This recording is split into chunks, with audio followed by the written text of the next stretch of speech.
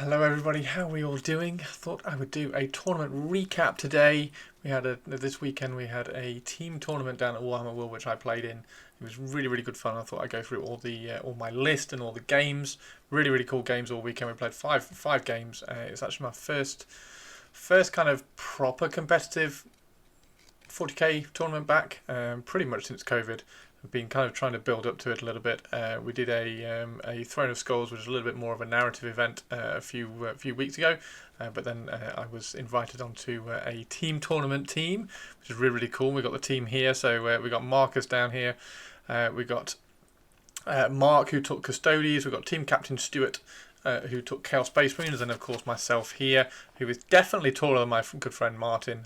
So this is the other team, another team that came down. It was all really cool friends, and we actually played them in the first game as well, which was a perfect kind of opening tournament match for the weekend. So we've got Marcus. Marcus was in our team. He had a Wraith Heavy Eldari list.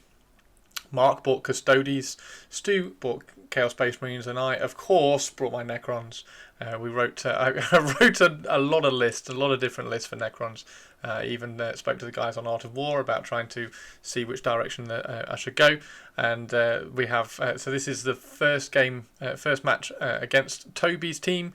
So we've got Toby here, who had 3 Eldar Wraith Knights. He made the army in 8th edition. It's properly cool, and now we can kind of bring it back out again in 10th edition, and it's actually quite good. So Toby had 3 Wraith Knights. Martin brought a Harridan in a Tyranid list. We've got Nick here, who had Death Guard. Very cool, gorgeous army. And Chris here, who was the first opponent for me, who bought his Mantis Warriors Space Marines. Really good fun. Now we played 5 games across the weekend. We had these are the missions that we played. So we played priority targets with hidden supplies, and then game 2 was vital ground, chilling rain. Game 3, taken hold, chosen battlefield, and then purge the foe and supply drop for the final day. Very cool. The deployments, it was very nice not to see Dawn of War. So we had search and destroy, crucible battle, sweeping engagement. So lots of the angles and lots of the quarters deployment. It's really good fun. And this was the first game, so we'll very quickly go over what my list was. You will see the big elephant in the room. I did take a monolith. I've been working on painting and finishing it. It's still not quite finished. It's okay for a tournament, but it's still not quite finished. I'm so close to getting it done and glued together, and then of course I can kind of tidy up the base. Should be really cool. So my list was, I had Szeras, who is sat here, who's really cool. He has an aura. He has an aura of Armour of Contempt, which is great. And then he also gives out a buff of +1 armour penetration as well to my models in here. We've got a Catacomb Command Barge sat in here. Again, it's not quite finished. I've got the lore to paint and or convert up and paint and put on his little platform here. So we got a Catacomb Command Barge that gives everything here +1 objective control, which is just ridiculous. Like objective control, I think it's 68 on the. I think it's even more than that actually. Objective control 70-ish on one unit of Necron Warriors is just silly. I then have a unit of 10 Immortals. Really cool. I am going to put the list down in the comments as well, so if you want to just kind of have a flick through and read through the list down there, you can do that. So I had 10 Immortals. The Warriors, by the way, had a Technomancer in there, and that was it. They didn't have a Lord. The Catacomb Command Barge would usually pick the Warriors if they needed a Resurrection Orb in my opponent's turn. Honestly, they didn't need that very much. Not many people shot at them, and when they did shoot at them, it was generally my turn, and they healed up. So the Immortals did have a Lord in there because they were a little bit more self-sufficient. I was trying to move them out because they also had a Chronomancer in there. This is one of my favourite little toolbox units at the moment. So it's a Chronomancer, a Lord, and then 10 Necron Immortals. Both of the units had Cryptothralls in there, as you would expect for the 4+ Feel No Pain.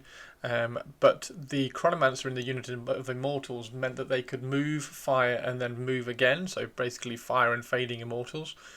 The one thing that I would consider if I was to do the list again is maybe make the Immortals Tesla Immortals, because then they can move, advance, shoot, and move again, which is even cooler. However, the use of doing that is to try and get them further up the field, or to try to get them onto objectives that they maybe need to do. Yeah, the lack of shooting. I mean, they didn't really do anything. Like picking off a couple of wounds here and there across the entire tournament was pretty much all they did. They did a couple of things in Overwatch. I think they did one in Overwatch here actually. So Chris deep struck, or Chris had one Inceptor left who we moved out to do investigate signals in the corner, and I overwatched him down there. But most of the time they were just moving, firing at something random, and then moving again to either get behind cover or get onto an objective, or like even screen off and move block some things. We did some sneaky stuff, sneaky move blocking in some later games.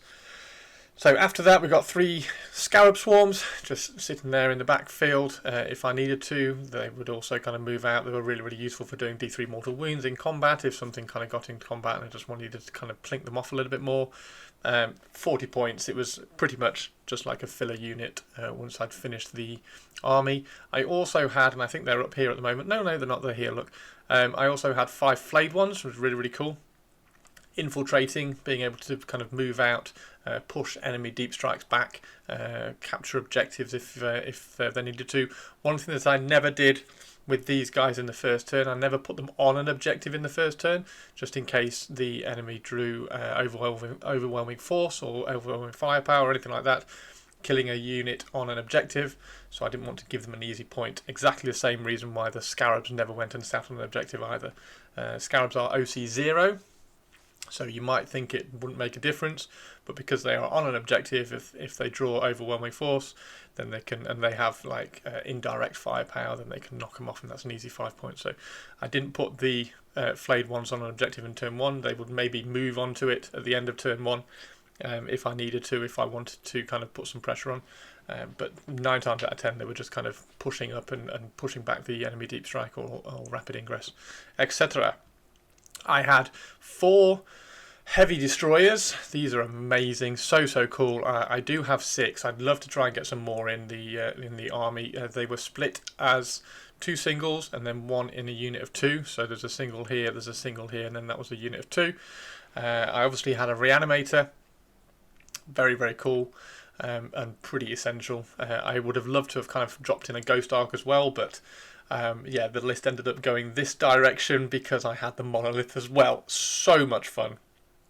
After the Monolith, I had 2 units of 3 Ophidian Destroyers. Ophidian Destroyers are the classic looking Necron Wraiths, but with Necron Warrior torsos. They just look amazing. They're so cool. So Necron Warriors with snake tails. They're fantastic models. I've got so many of them. I think I've got 21 of them for different things. I've got 18 painted up to match this army, and then I've got a unit of 3 painted up to match my boarding patrol with a different base. They're just brilliant. I absolutely adore the models. I use them as often as I can. Also because they've got really good rules. They can, once the end of your opponent's turn, they can go back into deep strike, and they have deep strike innately, so you can just kind of keep bouncing them, which is great. I would always try and get them in for behind enemy lines, drop them in behind a building so that they couldn't be shot, etc, etc. These kind of Games Workshop terrain layouts are really good for that as well. Always gives you a little bit of cover to be able to drop in, and they're not tough, but it's not like you can just turn a unit of intercessors to them and just delete them or anything like that. So that you need to put a bit of firepower into them. There were a couple of games where I think I could have used them a little bit better.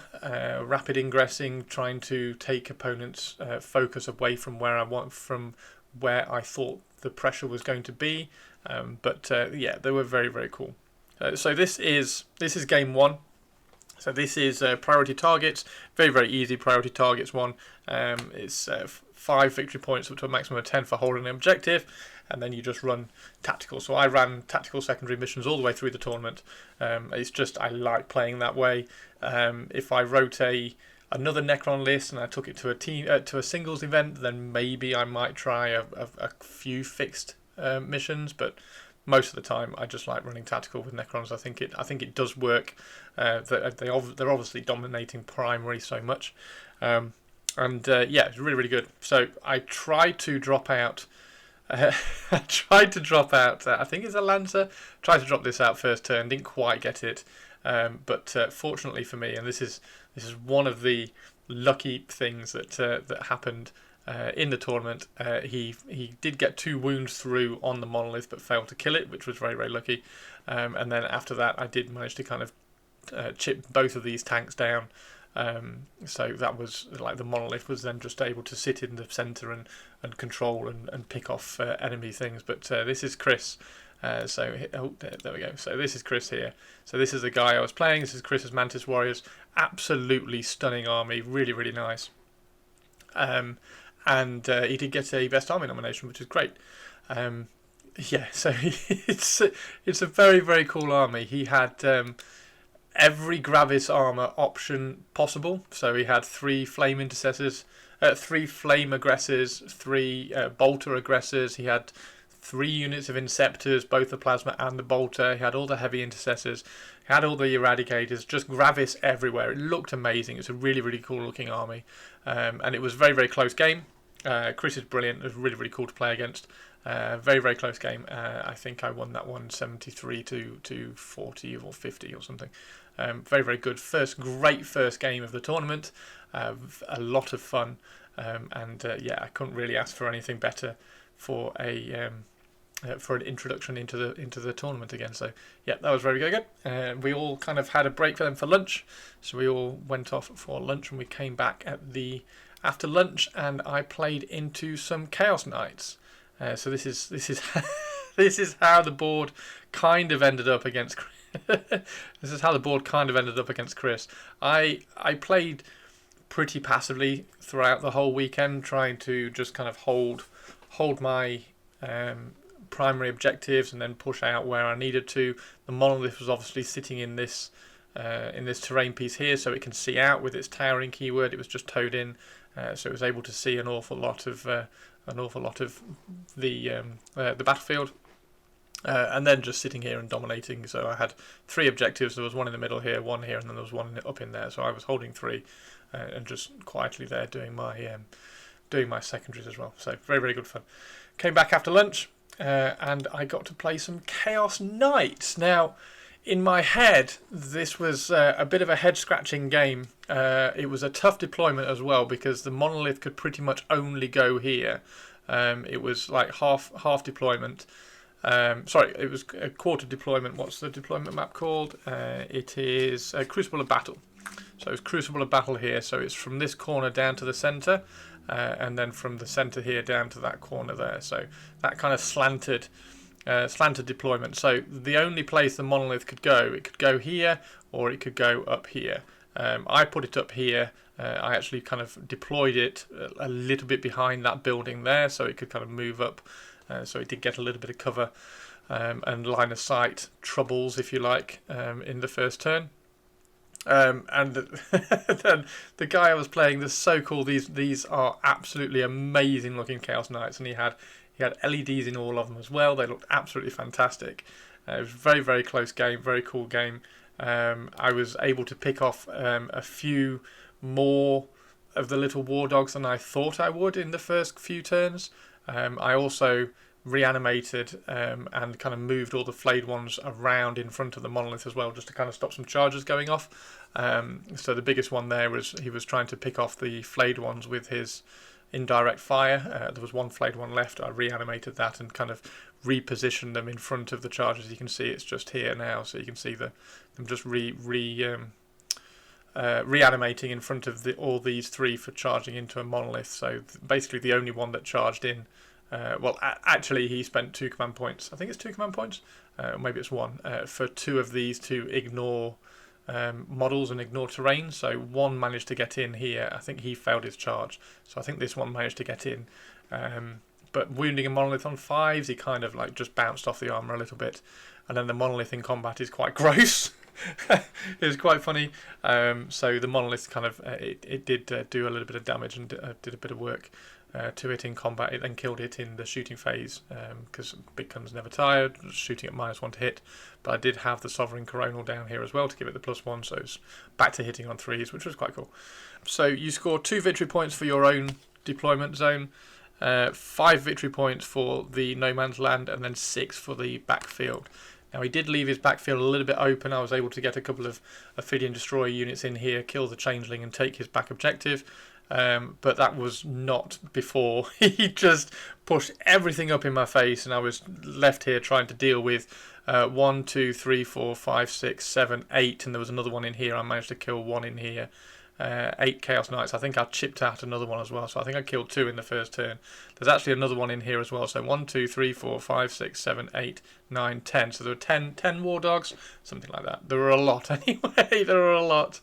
Yeah, you pushed them all up, and basically I was trying to... He's such a nice guy, he's played it so well. All I tried to do was just try to kind of push him back and kind of move block him a little bit. Until I could pick off a few more. So I thought my heavy destroyers and the monolith were the big guns in this game, trying to kind of pick off a few of them. The benefit was that the heavy destroyers, if you failed 2 saves against the heavy destroyers, that was a war dog dead, because they're 6 damage each, so 12 damage to knock one off. But they're only 1 shot, so you still needed to kind of chip them away. Yeah, it was a really, really cool game. I did manage to win this one. I think this was a 90 something to 60 something, something around there. The team did really well in this round as well, and so we went into the third game with 2 wins. But yeah, these are I've seen these down at Warhammer World a lot. Because I whenever there's a tournament on, I tend to kind of just pop down and just kind of catch up with some of my friends who are playing in there, have a look around at some of the armies. So yeah, I'm sorry I forget a lot of the people's names that I played, but I really like this. It's really cool, and I do like the bases as well on these. Very, very funky. My third game. Sorry, here's it's just another view of all the knights. Oh my word, so cool. So yeah, the monolith pretty much just stayed there. Sat there trying to get cover and kind of blocking line of sight for all of this side of the battlefield, and it just kind of trundled through and picked away at all these kind of four knights that were left here. Yeah, it was very cool. Third game of the day was this team was really, really cool team. They actually finished 3rd in the tournament, which was awesome. Really, really nice guy, and he had, I think it was 80 termagants.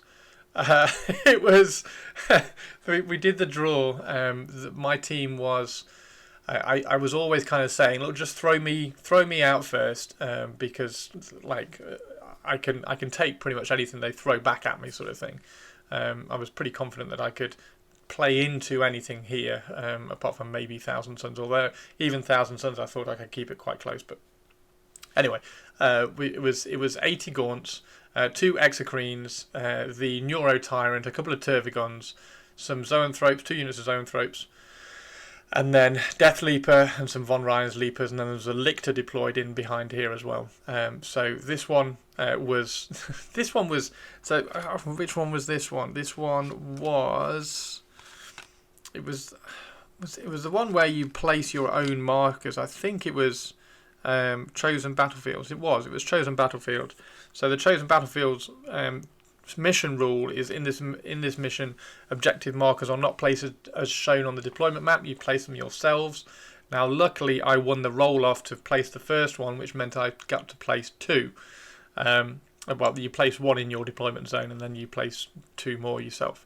So, as you can see here, I've got 1 actually underneath the Reanimator here, and then the next one you have to place in no man's land, 9 inches away from the first one you placed. So I put 1 here, and then I put another one here. So I had this little triangle here just to kind of sit on and control primary.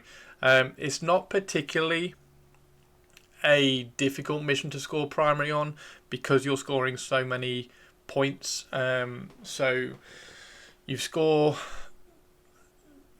40 quite easily, because you're scoring 5 for each objective you hold. So the Tyranid player had an objective here and he had an objective here, so he was holding both of these for 10 points for 4 turns. So he scored 40, I scored 45. So it was not really that big a swing in terms of primary. The difference was that the monolith just kind of moved up here. I managed to remove an Exocrine in the first turn, and the 2 Exocrines were pretty much the only thing that could damage the monolith. So moved up, dropped out an Exocrine. And from there, all I was trying to do is just play the secondary missions. I was a little bit lucky with a few dice rolls here and there. I'm sorry, I've got hiccups now. But this guy played so well. It was so cool. It was such a cool looking army as well. Just hordes and hordes of termagants, absolutely everywhere. Absolutely everywhere. I was wondering how it would go, kind of going into it. It was like I was wondering how quickly I was going to be able to get through all the termagants and stuff. But yeah, very, very cool. Awesome army, and well done, of course, for the team who finished third at the end of the day as well. And then this is kind of what it ended up looking like towards the end of the game. We ended up with the Flayed Ones. Flayed Ones are an interesting one because they get sustained hits if you charge them in and they are attacking a unit which has lost any wounds or lost any models. Then every hit is a sustained hit. So a unit of 5 gets 20 attacks. If you can get them near a Sovereign Coronal, they're hitting on 2s. And so 20 attacks, if they're hitting on 2s, they're probably hitting 18 times. That's turning into 36 hits because every hit is a sustained hit. So all I was trying to do is chip off like 1 termagant from shooting from like the Warriors or the Immortals or something, and then the Flayed Ones would try and go in and just finish a vast majority of them off. So the Flayed Ones were actually invaluable in this game. They were really, really useful because I don't have that much anti-infantry firepower. Yes, I've got a unit of Immortals and a unit of Warriors, but the Warriors don't really want to be shooting all that much. Yeah, this is kind of how it ended up. So I was just sitting here around these 3 objectives. The Von Ryan Leapers came in, kind of bounced off the Catacomb Command Barge a bit, healed him up, did a quick reanimation on him in my turn, and he went back up. Szeras came out, finished off Death Leaper for an assassination secondary.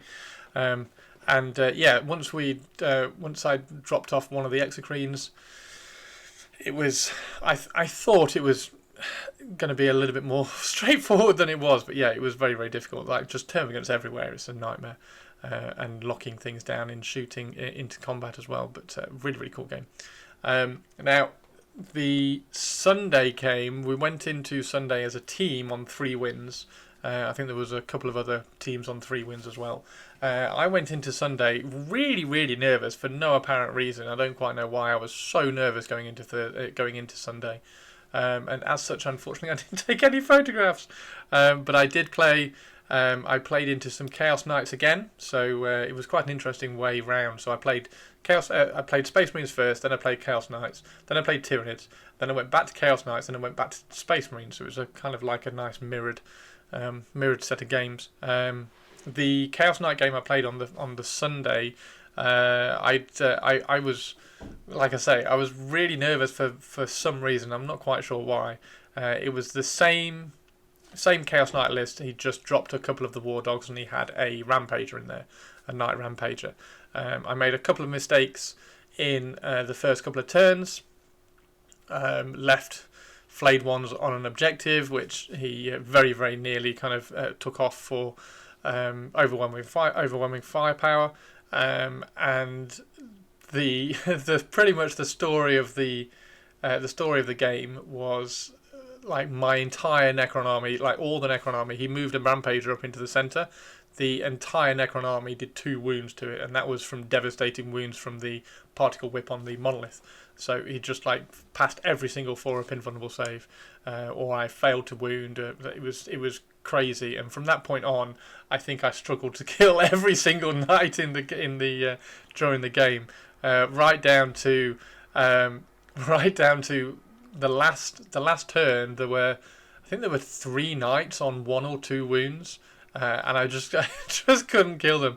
I got to the point of charging in Scarab Swarms, blowing them up for D3 mortal wounds, and trying to kill them that way. It was absolutely crazy. Yeah, that was that was a fun game.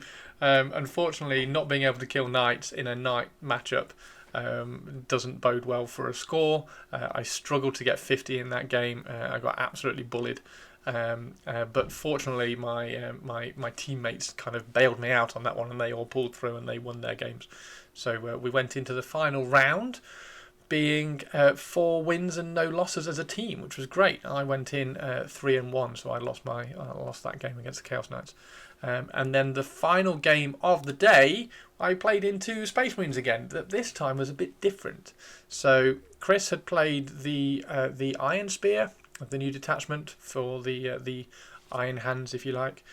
He played that detachment. The last game I played into was Ultramarines, playing the First Company detachment, which was really interesting. So he did have Gulliman, he did have Marnius Calgar, he had 3 units of Terminators, he had a unit of Heavy Intercessors with Calgar, he had 2 Ballistas Dreadnoughts, and I think that was it. I think that was all he had. But really, really cool. So I do remember this guy's name. This guy was Oliver. A really, really nice opponent. Very, very cool guy. It was a very kind of game 5 kind of game. It was like, right, okay, let's charge in and see what happens, sort of thing. So Marnius Calgar made an epic 11-inch charge in the first turn to get into combat with some warriors, which I'd just moved up. I'd moved up just in case I needed to get into the centre for anything in future, and left them a little bit close. Marnius Calgar and a unit of Heavy Intercessors with, I think there was a Blade Champion in there as well, made an epic 11-inch charge. But then unfortunately piled into the Monolith, and the Monolith then proceeded to rip half of the Heavy Intercessors out and just deposit them on the Tomb World, and left them to die there. So the Monolith over 2 turns just deleted a unit of Heavy Intercessors, which was rather fun. Marnius Calgar, however, survived on 2 wounds and then promptly caused absolute havoc in my back lines because he can advance, he can fall back, advance and charge. Which was fun. So he was just kind of charging into Necron Warriors, and I was surrounding. Again, eventually I brought my Scarabs around and blew up a Scarab Swarm to try and kill him, because he just wouldn't die. He wasn't doing much damage. He was like killing 4 Necron Warriors a turn, which then came back. But yeah, it was a lot of fun. Really, really cool game. It went downhill a little bit for Oliver. In like turn 3 or 4, because the Monolith was it was one of the games actually that I hid the Monolith for most of the game. That it didn't tow into any terrain at all. It was just kind of using the line of sight that it could see, hiding behind. So it was almost like a mirror image of this. So I was deployed here, so the Monolith just sat behind this piece of terrain here for most of the game. So it was the line of sight was very limited that could see it. And then it would just kind of just peek out this way and pick off some Terminators here, or peek out this way and pick off some Terminators over here. It was only like turn 4, I think, that it towed in, and because it needed to take out some more Terminators that were coming up into the centre. Yeah, it was the Alpha and the Omega mission. So you have the 3 objectives in the centre, and then you roll to find out which one is the Alpha and which one is the Omega, and then one objective disappears in the 3rd turn, and then one disappears in the 4th turn, leaving just 1 objective left. And then you get 15 victory points if you take that, if you hold that. So I was lucky that it was on my side, so I was able to. I'd set up and deployed so that I could kind of move both ways. So if it was this one here, I did set up some Heavy Destroyers, and a couple of Immortals were strung out just in case I needed to go this way. But I was hoping that it was going to be the centre or one of the top ones, because I could expand onto these 2 quite easily. This one was a little bit further away from my deployment zone, and particularly on how I'd set up, because like I say, I was trying to set up quite passively for a lot of the games. Yeah, really, really cool game. It did go. We played the first 3 turns in about 10 minutes because of the roll off happened, and I think I went first. I was like, well, I can't see anything to shoot. I don't really want to move anywhere to shoot anything, so I'm just going to stay here. I got a reasonably. Oh no, we didn't. No, we didn't get. I don't think either of us got any secondary cards that were helpful in the first turn. So neither of us scored in the first turn. Oliver, I don't think really moved in the first turn, apart from making that Marnius Calgar charge.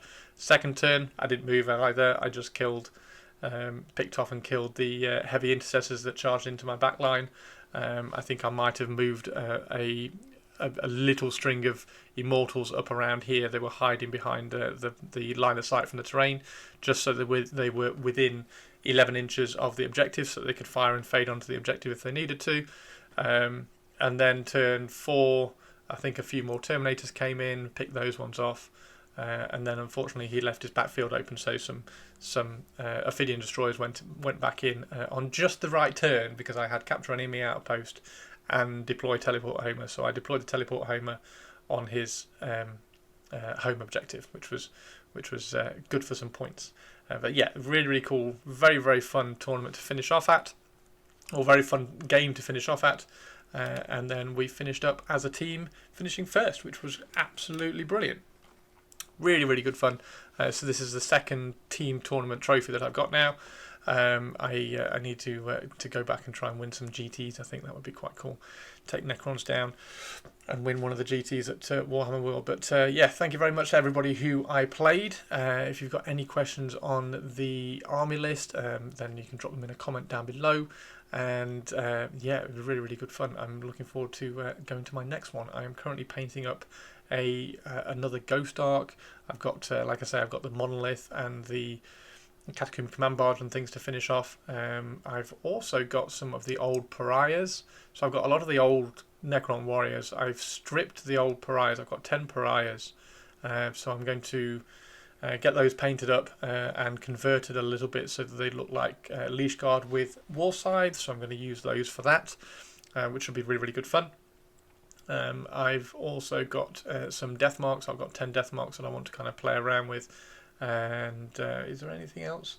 I'm really looking forward to the Codex, so pop back in when the Codex gets revealed, and then we will have a review of the Necron Codex when I can get my hands on it.